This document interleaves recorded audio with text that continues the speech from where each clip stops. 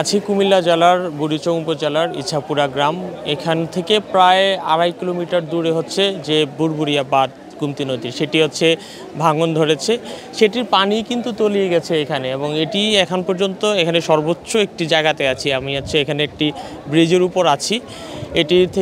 এটি কিন্তু এখানে সর্বোচ্চ জায়গা। এখানে এখন স্বেচ্ছাসেবক যারা আছেন তারা অবস্থান করছেন, এবং আমার পিছনটাতে এখানে নৌকা রাখা আছে এবং স্পিড বোট সেগুলো আসছে। এবং এখান থেকে যে আপনার যে খাবারগুলো আছে, যেগুলো হচ্ছে নিয়ে আসা হয়েছে, সেগুলো তারা ভিতরে যে দূর দূরান্তের যে গ্রামগুলো আছে সেগুলোতে নিয়ে যাওয়া হচ্ছে। হঠাৎ করে রাত্রে 2টা বাজতে, যখন 2টা বাজে তখন মানে 11টার দিকে বলছে ভাঙ্গা পড়বে বা পড়ছে, কিন্তু আমাদের এদিকে এখন আসে নাই। যখন রাত্রের 1টা বাজে তখন থেকে পানি একটু আসছে। তারপরে যখন সকাল হয়ে গেছে ফজরের আজান, তখন আজানের সাথে সাথে এমন স্রোত যে একটু পানি হয়ে গেছে, তখন সবাই কোনো রকম ভয়ে বাড়ি থেকে বাড়িতে মানে আরো স্রোত। তারপরে এইখানে আস্তে আস্তে একটু হয়ে গেছে। এখানে তো অবস্থা ভালো না, এখানে তো আসলে অনেক সরঞ্জাম নষ্ট হয়ে যাচ্ছে, জিনিসপত্র নষ্ট হয়ে যাচ্ছে। তো এখন তারা সবাইকে এখন তো ঠিক আছে যে খাবার পানি দিয়ে যেটা দরকার, ওষুধপত্র, তারপরে হচ্ছে ওরসালাইন, এগুলো জরুরি যে জিনিসপত্র আছে অ্যাভেলেবেল আছে, কিন্তু তাদেরকে নিয়ে পরবর্তীতে পুনর্বাসনের ব্যবস্থাটা একটু জরুরি হয়ে যাবে।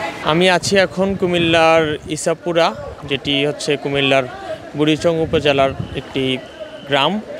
সেখানে মূলত দেখতেই পাচ্ছেন প্রায় কোমরের উপর পর্যন্ত এখানে পানি আছে। এছাড়া ভিতরের বাড়িগুলো আসলে পানির নিচে তলিয়ে গেছে, এবং আশেপাশের যে মানুষজন আছেন তারা ইতিমধ্যে তাদের বিভিন্ন ধরনের আশ্রয়কেন্দ্রে তারা আশ্রয়ের জন্য ছুটে যাচ্ছেন। যতটুকু সম্বল পারছেন তারা সাথে করে নিয়ে যাচ্ছেন। অন্য কোনো কিছু আত্মীয় স্বজনের বাড়িতে পাঠাইছি, কিছু আশ্রমখানাতে আছে আপনার জিলা স্কুলের সামনে, জিলা স্কুলের ভিতরে আশ্রয়কেন্দ্র গাড়ি আসছে, ওখানে দিয়ে দিছি।